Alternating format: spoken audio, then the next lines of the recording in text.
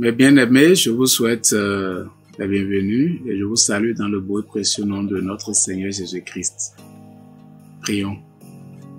Éternel, nous magnifions ton nom, nous te rendons grâce pour la joie que tu ne cesses de manifester dans notre vie. Aujourd'hui, notre joie est particulièrement grande parce que tu nous rappelles notre espoir.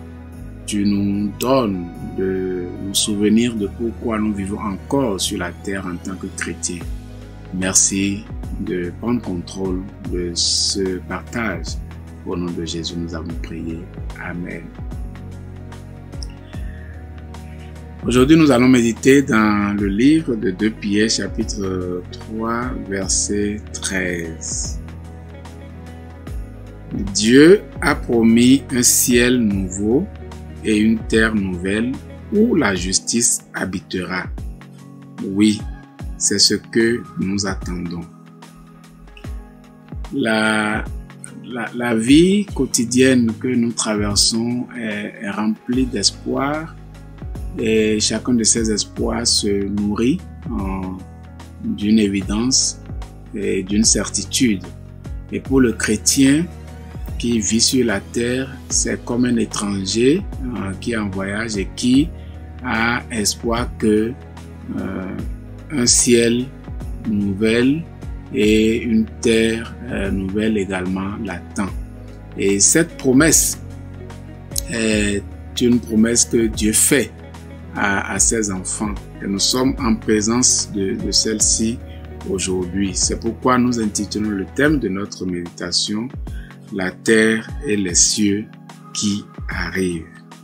Et pour le chrétien, le véritable chrétien, son parcours sur la terre n'est qu'un cheminement, n'est qu'un moment de sa mission, parce qu'il a espoir qu'il a une place qui lui est réservée.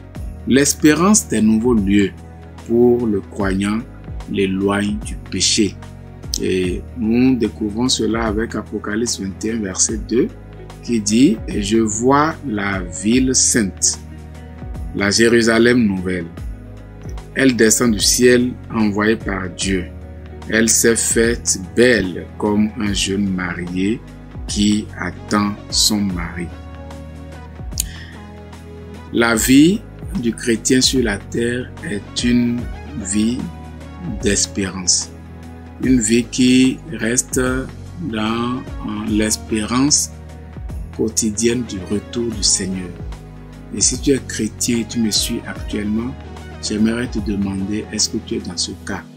Est-ce que tu vis chaque jour réellement de l'espoir que le Christ va revenir pour t'emmener auprès de lui? Et le retour du Seigneur pour la vie dans l'éternité est une évidence. C'est réel. Si vous avez des doutes là-dessus, si vous posez la question de savoir est-ce que ça va vraiment avoir lieu, je vous confirme que cet événement est certain et ça aura lieu.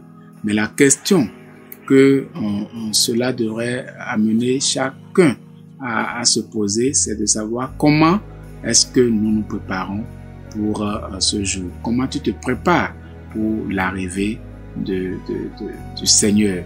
C'est important. Si le Seigneur t'a permis de suivre cet enseignement, certainement, il a besoin que tu te poses cette question pour te repositionner par rapport à son retour. Et l'autre chose que j'aimerais que nous observons dans ce texte, c'est que la promesse d'un nouveau lieu habité par la justice de Dieu est une source de grande joie pour le chrétien.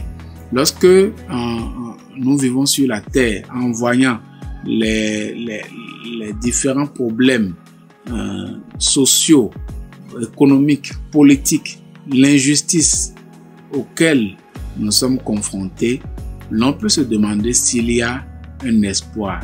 Et pour le chrétien, évidemment, il y a un espoir parce que les nouveaux lieux, le nouveau ciel et la nouvelle terre promis par Dieu est habité par la justice. Nous lisons Dans Ésaïe 65, verset 18, « Débordez de joie, réjouissez-vous sans cesse à cause de ce que je vais créer.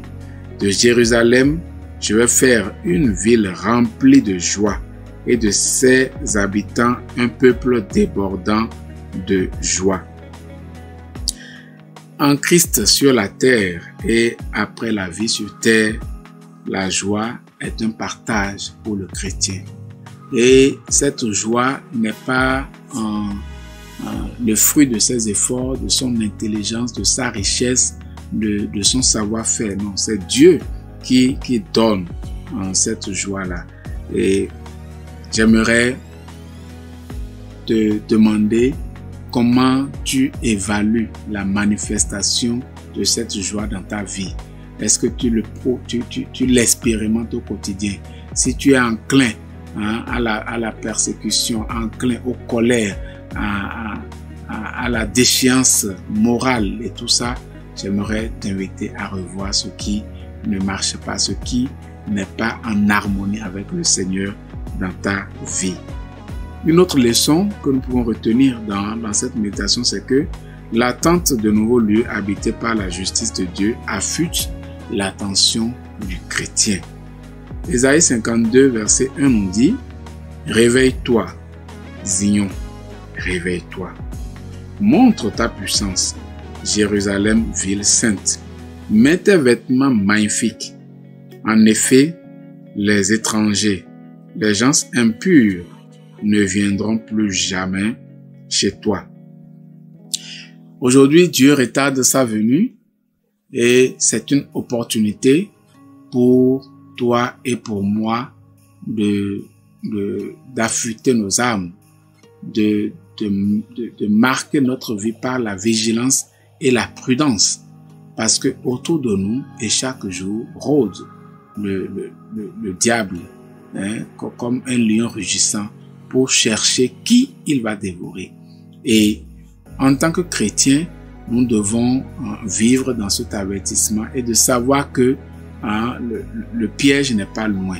Et vivre dans l'espoir que les nouveaux lieux préparés pour nous est bientôt disponible nous donne l'occasion de persévérer, de dépendre complètement de Dieu. Et notre humilité nous éloignera certainement du péché parce que nous allons dépendre davantage de la grâce que Dieu nous donne. Et j'aimerais te demander de voir à travers ta vie. Est-ce que vraiment tu vis dans cette humilité? Est-ce que ta connexion avec le Seigneur est vraiment bien établie? Est-ce que tu te plonges réellement dans cette espérance que les nouveaux lieux sont destinés pour toi? Si tu m'écoutes actuellement, j'aimerais t'exhorter à vivre humble, loin du péché, espérant le retour glorieux du Seigneur chaque jour dans tes actions, dans tes pensées et dans tout ce que tu fais. Prions. Éternel des armées, nous te rendons grâce parce que dans ton amour, tu nous rappelles ta promesse. Cette promesse-là qui tient notre vie de chrétien sur terre. Nous voulons vivre heureux avec toi au dernier jour, en ces lieux que tu as préparés pour nous. Merci de nous tenir la main pour que nous puissions marcher dans ta volonté. Au nom de Jésus, nous l'avons prié. Amen.